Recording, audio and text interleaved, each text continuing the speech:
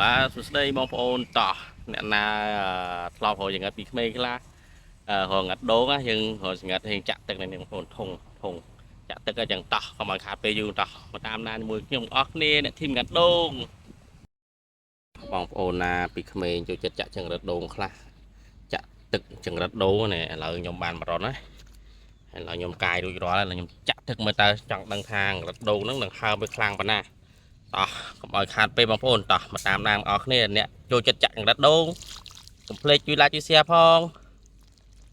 ធីមយើងធីមងាត់ដូងតើហើយបងប្អូនតើហើយមើលចេញមកទេចង្រិតមួយនេះប្រហែលជាធំបងប្អូនអីចាដីវារៀងស្ងួតស៊ីទឹកតិចបងប្អូនតែយើងចាក់ឲ្យ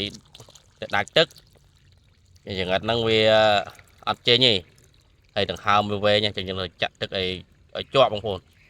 យើងចាក់ទឹកវាឲ្យជាប់កុំឲ្យដាច់ទឹកឲ្យសោះតែដាច់ទឹកអំបិលហើយរងចាំអត់មើលទាំងអស់គ្នាបងប្អូនតើចេញឬទេមករត់នេះធំថែមទឹកទៀតទេបងប្អូនអើយព្រោះដីនៅនេះវាស្ងួត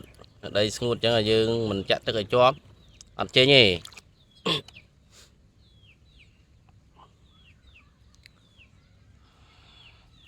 អត់មានដាក់អីបងប្អូនណានេះចាក់ស្ដាយតែម្ដងនេះមើលនេះមានពីលើពីក្រោមបងប្អូនមើលឃើញទេយើងអត់មានសំដែងទេយើងចាក់ពិតតែម្ដងចាំមើលតើវាចេញឬទេឥឡូវ1នាទីជាងហើយដង្ហើមនៅវែងគួរសមយើងក៏បន្ថែមទឹកទៀតថែមទឹកឲ្យច្រើនអូដង្ហើមវាគួរសមតែជិត2នាទីបងប្អូនអើយ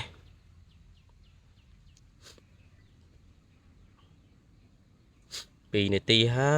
យទឹកធុងខ្ញុំកន្លះធុងពេត្រូហ្នឹង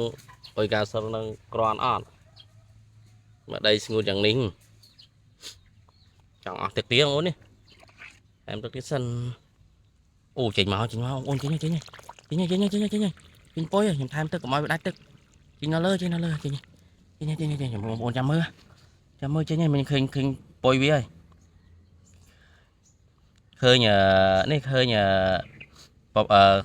ស្នីបរបស់វាអានេះនៅលើក្បាលខ្សែដូចគេហៅស្អីគេនេះបងប្អូនឃើញណ៎បងប្អូនឃើញនេះរោមវាអានេះនៅលើក្បាលវាដូចសម្អល់ខ្មៅណាឃើញហើយវាអត់តាន់ចេញថែមទឹកទៀតវាចេញអត់តាន់ផុតអូចេញហើយបងប្អូនចេញហើយចេញនេះចាំងចូលវិញចេញអូននេះ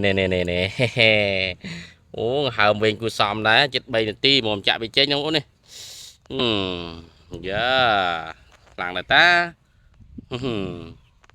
ចំណាយពេលជិត3នាទី